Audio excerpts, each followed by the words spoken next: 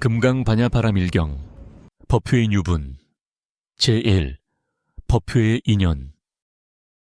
이와 같이 나는 들었습니다.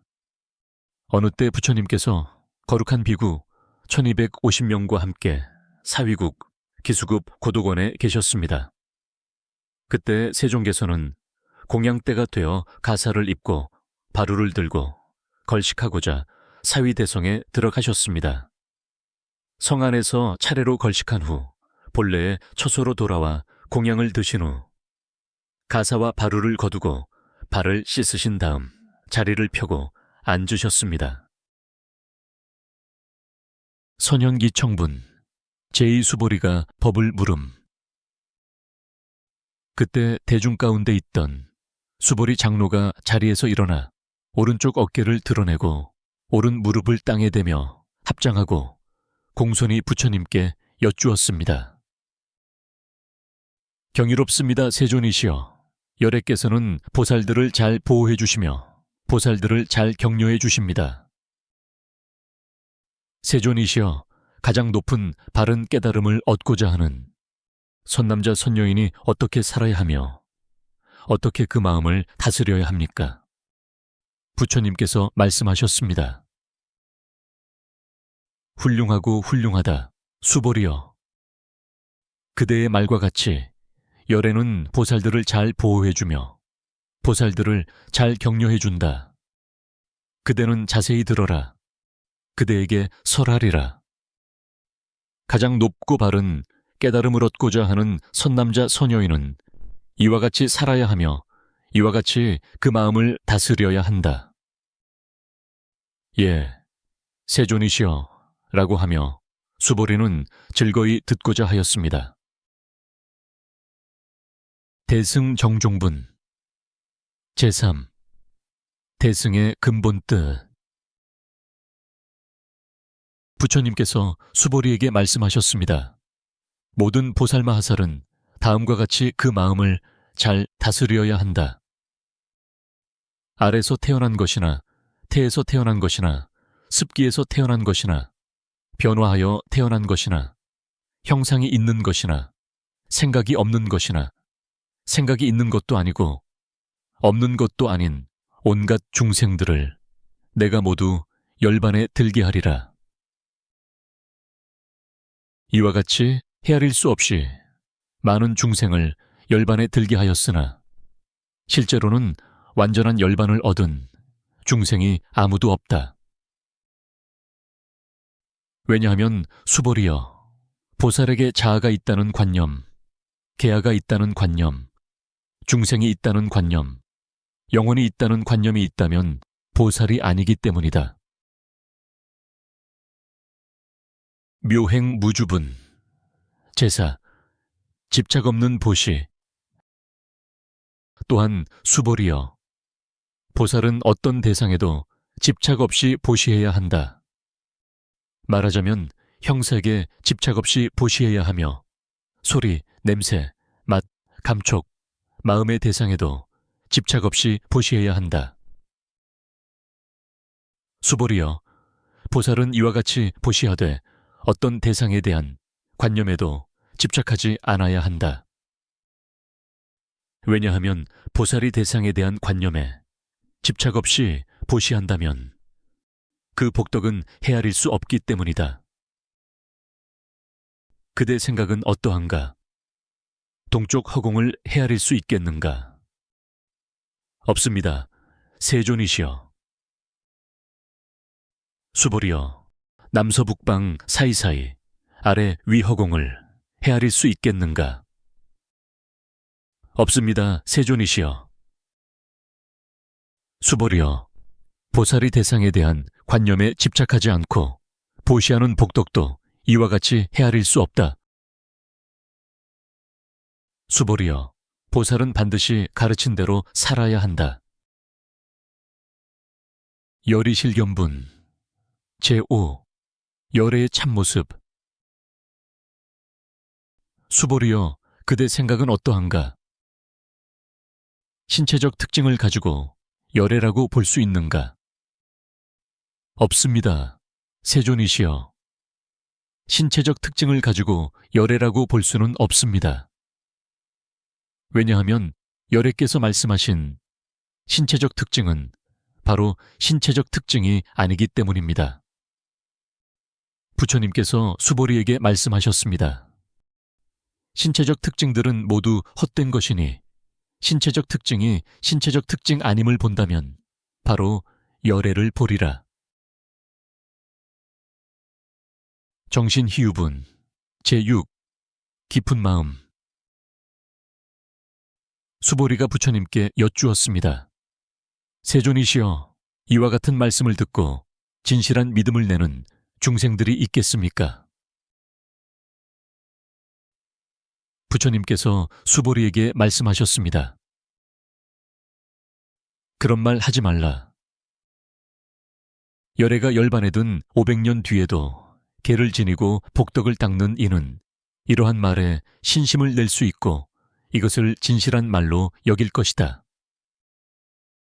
이 사람은 한 부처님이나 두 부처님, 서너 다섯 부처님께 선근을 심었을 뿐만 아니라 이미 한량없는 부처님 처소에서 여러 가지 선근을 심었으므로 이 말씀을 듣고 잠깐이라도 정정한 믿음을 내는 자임을 알아야 한다. 수보리여, 열애는 이러한 중생들이 이와 같이 한량없는 복덕을 얻음을 다 알고 다 본다.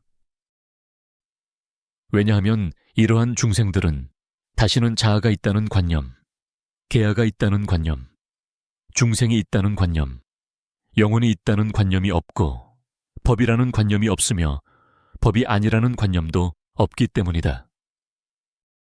왜냐하면 이러한 중생들이 마음의 관념을 가지면 자아, 계아, 중생, 영혼에 집착하는 것이고 법이라는 관념을 가지면 자아, 계아, 중생, 영혼에 집착하는 것이기 때문이다. 왜냐하면 이러한 중생들이 마음의 관념을 가지면 자아, 계아, 중생, 영혼에 집착하는 것이고 법이라는 관념을 가지면 자아, 계아, 중생, 영혼에 집착하는 것이기 때문이다. 왜냐하면 법이 아니라는 관념을 가져도 자아, 계아, 중생, 영혼에 집착하는 것이기 때문이다. 그러므로 법에 집착해도 안 되고 법 아닌 것에 집착해서도 안 된다. 그러기에 열애는 늘 설했다. 너희 비구들이여, 나의 설법은 뗏목과 같은 줄 알아라. 법도 버려야 하거늘 하물며 법 아닌 것이라.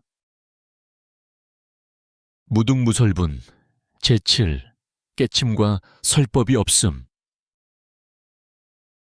수보리여, 그대 생각은 어떠한가? 열애가 가장 높고 바른 깨달음을 얻었는가? 열애가 설한 법이 있는가? 수보리가 대답하였습니다. 제가 부처님께서 말씀하신 뜻을 이해하기로는 가장 높고 바른 깨달음이라 할 만한 정해진 법이 없고 또한 열애께서 설한 단정적인 법도 없습니다.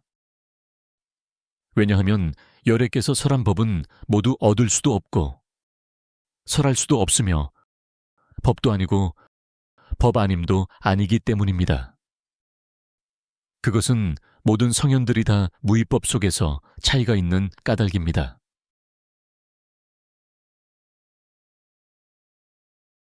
의법출생분 제8 부처와 깨달음의 어머니 금강경. 수보리여, 그대 생각은 어떠한가? 어떤 사람이 삼천대천세계에 칠보를 가득 채워 보시한다면 이 사람의 복덕이 진정 많겠는가? 수보리가 대답하였습니다. 매우 많습니다, 세존이시여. 왜냐하면 이 복덕은 바로 복덕의 본질이 아닌 까닭에 열애께서는 복덕이 많다고 하셨기 때문입니다. 다시 어떤 사람이 이 경의 사국에만이라도 받고 지니고 다른 사람을 위해 설해 준다고 하자. 그러면 이 복이 저 복보다 더 뛰어나다. 왜냐하면 수벌이여, 모든 부처님과 모든 부처님의 가장 높고 바른 깨달음의 법은 다 이 경에서 나왔기 때문이다. 수벌이여, 부처의 가르침이라고 말하는 것은 부처의 가르침이 아니다. 일상무상분, 재구, 관념과 그 관념의 부정. 수벌이여, 그대 생각은 어떠한가?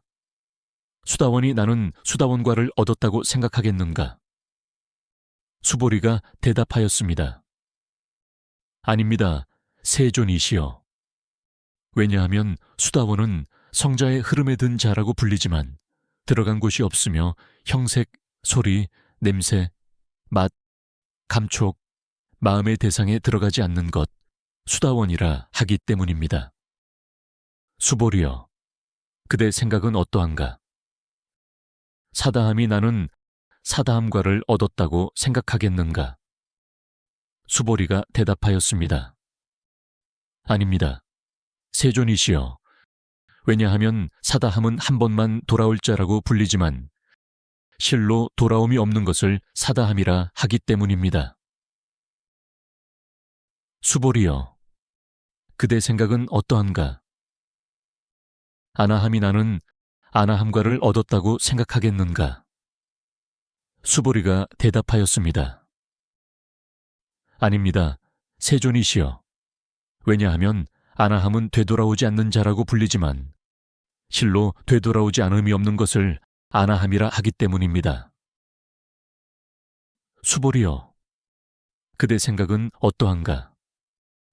아라한이 나는 아라한의 경지를 얻었다고 생각하겠는가? 수보리가 대답하였습니다. 아닙니다, 세존이시여.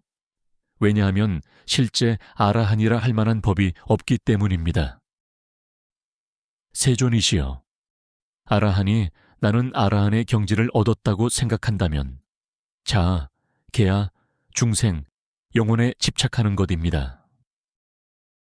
세존이시여, 부처님께서 저를 다툼 없는 삼매를 얻은 사람 가운데 제일이고 욕망을 여인 제일가는 아라한이라고 말씀하셨습니다. 저는 나는 욕망을 여인 아라한이다 라고 생각하지 않습니다.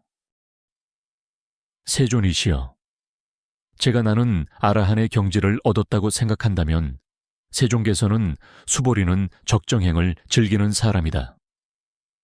수보리는 실로 적정행을 한 것이 없으므로 수보리는 적정행을 즐긴다고 말한다라고 설하지 않으셨을 것입니다.